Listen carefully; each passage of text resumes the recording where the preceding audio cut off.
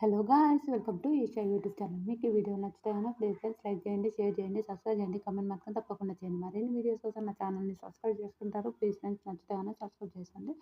Mad for each other. Mad for each అదర్‌లో అన్ని టీమ్‌లు ప్రేమ పావురాలు, ప్రేమ పురుగులు, ప్రేమ పావురాలు, ప్రేమ పురుగులు, హ్మ్, ప్రేమ పావురాలు, ప్రేమ పురుగులు ఉన్నాయి గదా! ఇవన్నీ. హ్మ్. ప్రేమ పోరాటం. ఈ 3 జంటలున్నాయి. ముగ్గురు జంటలు ఒకరిని ఎవరినో తీసేయాలి. మాక్సిమం అందరూ కలిసి ఏమనుకునింటారు 'ప్రేమ గురు' ఆ మ్యాన్షన్ వాళ్ళు కూడా ఐ థింక్ హరీష్ గారిని తీసేసి హరీష్ గారు పెద్ద గొడవ చేస్తారని అనుకున్నా గానీ మహేష్ వాళ్ళని తీసేశారు.